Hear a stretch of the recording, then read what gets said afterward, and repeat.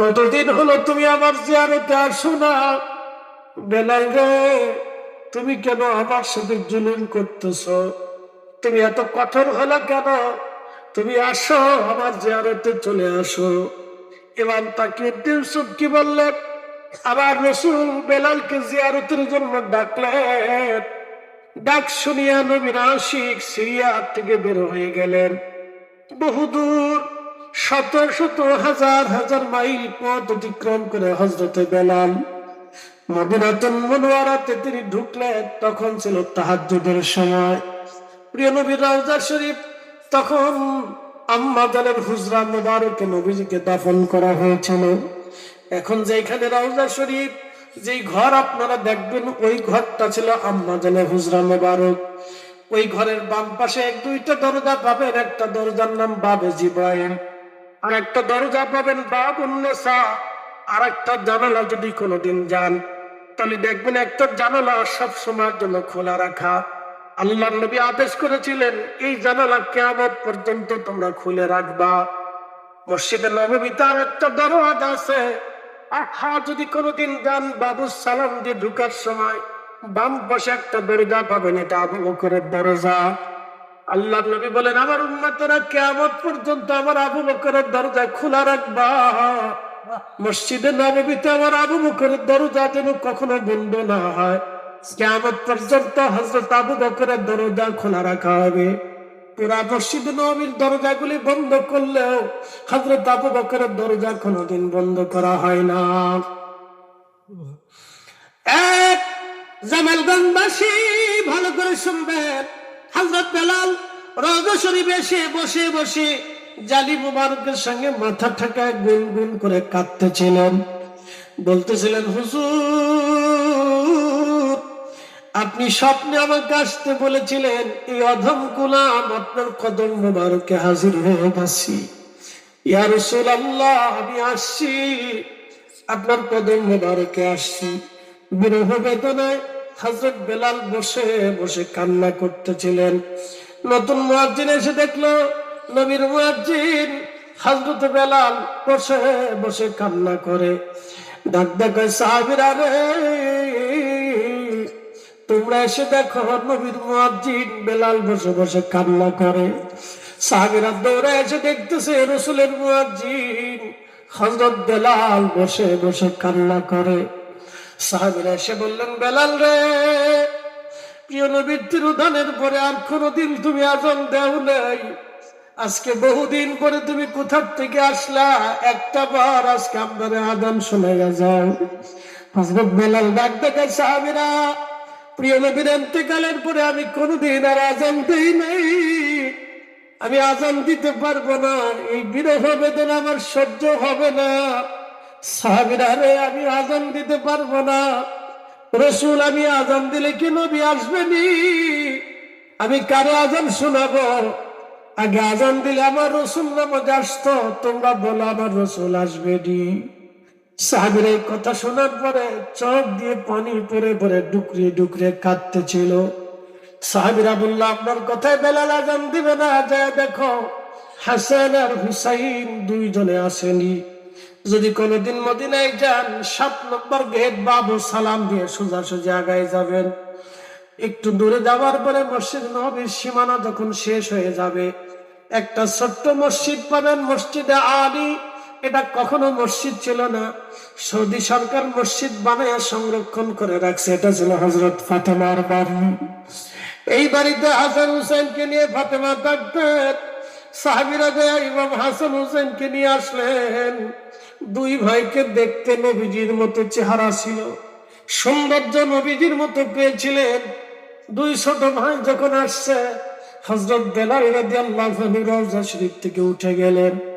ইমাম হাসান হুসাইনের বুকের মধ্যে মাথা টেকায় বেলাল কান্দে।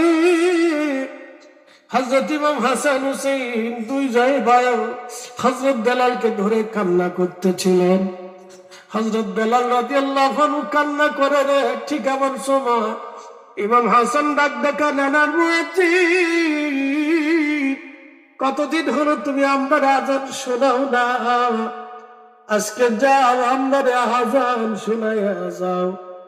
হযরত বেলাল চিন্তা করলেন, যাদেরকে নবী কোনোদিন কষ্ট দেন নাই, যারা ক্ষুধার্ত থাকলে নবী সহ্য করতে পারতেন না, যাদের কান্নার আওয়াজ আসলে নবী হুজরা শরীফ থেকে ছটফট করে বের হয়ে দৌড় মারতেন, যারা ব্যথিত হইলে নবীজি ব্যথিত হইতেন, যাদেরকে খাবার না খায় আর নবীজি কখনো খাবার খেতেন না। আজকে দুই ভাই আমার কাছে আবদার করছে, যদি আজান না দেয় আমার রাসূল আজকে বেজার হয়ে যাবে। হযরত নবীর আশিক হযরত বেলাল দৌড়াইয়া মিনারে চলে গেলেন। বনু নাজ্জার গোত্রের মহিলার ছাদ ছিল। আবু দাউদের 519 নম্বর হাদিসের ভিতরে আসছে, ছাদের উপরে দাঁড়ায় বেলাল আজান দিতেন। বনু নাজ্জার গোত্রের মহিলারা ছাদের উপরে দাঁড়ায় গেলেন, আল্লাহু আকবার বলে বেলাল যখন টান দিলেন, মদিনার ঘর থেকে সাহাবীরা বের হইয়া মসজিদে নববীর দিকে দৌড়ায় দৌড়ে আসতে লাগলো। আশহাদু আল্লা ইলাহা ইল্লাল্লাহ বলে যখন বেলাল টান দিছে, মহিলারা বাচ্চারা ঘর থেকে বের হয়ে দৌড় মারছে। আহা, সাহাবীরা কান্না করে আর বলে, বেলাল আজান দিচ্ছে, নবী বুঝি ফিরে আসছে রে। ইমাম সুবকি আর শিফাউস সাকামের মধ্যে লেখেন, মদিনার প্রত্যেক মানুষের জবান থেকে বের হয়ে আসতেছিল, নবীর মুয়াজ্জিন আজকে আজান দিছে, আমাদের নবী বুঝি আমাদের মাঝে আজকে ফিরে আসছে রে, আমাদের রাসূল বুঝি ফিরে আসছে রে। কথা বলে বলে মদিনার ঘর থেকে সব মানুষ দৌড়ায় দৌড়ায় রওজা শরীফের দিকে আসতেছিল, মসজিদের নববীর দিকে আসতেছিল আর কাঁদতেছিল। হযরত বেলাল যখন আশহাদু আন্না মুহাম্মাদার রাসূলুল্লাহ বলে টান দিলেন, মদিনার মাটি থরথর করে ভূমিকম্পের মধ্যে কাঁপতে লাগলো। পৃথিবীতে একজনের আজানে পৃথিবীর মাটি কেঁপেছিল, তিনি হযরত বেলাল। যার আজানের রুহানিয়াত এত কঠিন, ইশকে রাসূল এতই গভীর ছিল, জমিন পর্যন্ত স্থির থাকতে পারে নাই। বলে আপনি বুঝেন তো, প্রত্যেকজন সাহাবীরা সেই দিন পাগল ধরা হয়ে গেছিল, সাহাবীরা বেহুশের মতো হয়ে গিয়েছিল। হযরত বেলাল বেহুশ হয়ে গেলেন আর আজান দিতে পারেন নাই। আজান শেষ হয়ে যাওয়ার পরে বেলাল হুঁশ ফিরে আসলো। হুঁশ ফিরার পরে হযরত বেলাল রওজা শরীফের দাঁড়ায় গেলেন, সালাম দিলেন, ইয়া রাসূলুল্লাহ, গোলাম আপনার কদম মোবারকে আসছিলাম, আমি আজান দিলে আপনি নামাজে আসতেন, আজকে আজান দিছি আপনি নবী আসেন নাই। হুজুর,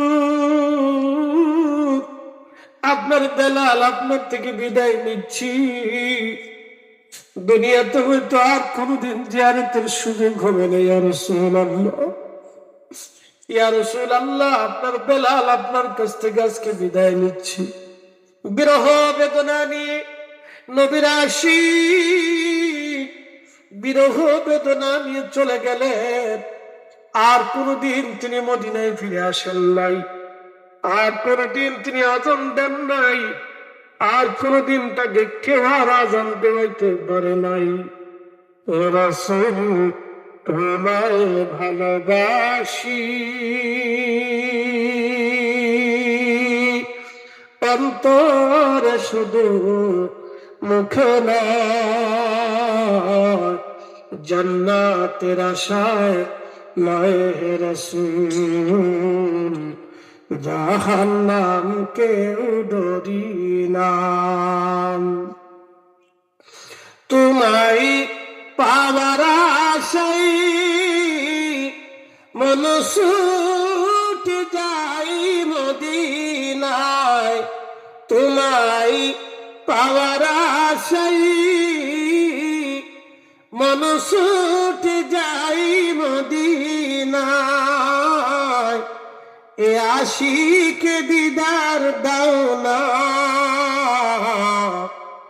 আর দূরে থাকিও না।